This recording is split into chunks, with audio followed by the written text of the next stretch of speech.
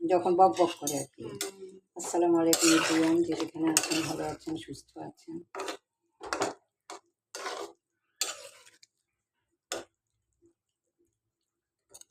এটা হলো মুরগি, মুরগি, বড়া মুরগি, আর হলো আলু। কালারটাই আসছে খুব সুন্দর। বিদেশে কিন্তু এই মুরগিটাই খায়, কিন্তু আমাদের দেশে যে খাবার খাওয়ায় বিদেশিরা তো এরকম খাওয়ায় না, ওরা অন্য কিছু খাওয়ায়। যার জন্য আমাদের দেশে ব্রয়লার মুরগিগুলো কেউ খেতে চায় না, বলে যে এটার মধ্যে বিভিন্ন রকম হয়, কিন্তু বাইরের দেশে তো এগুলাই খায় বিদেশিরা।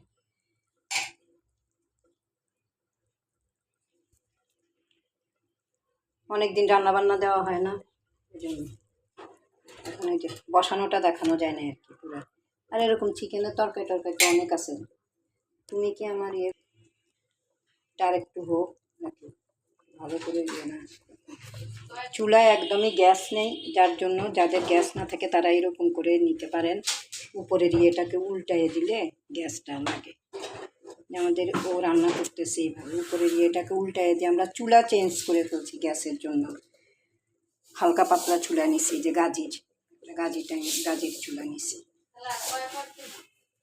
তুমি 1.5 কেজি দাও, 1.5 কেজি দাও। আর দিও না, কয়টা দিছো? 5টা দিছো? 4টা দাও। আর দিও না, 3টা দিছো না, আবার বোনো, ভুল হইতে পারে তোমার। 4টা হলে তো অনেক বেশি, 1 কেজি চালটা এত না। 1 কেজি না তো বেশি, তো 4টা হলে 3.5 করে।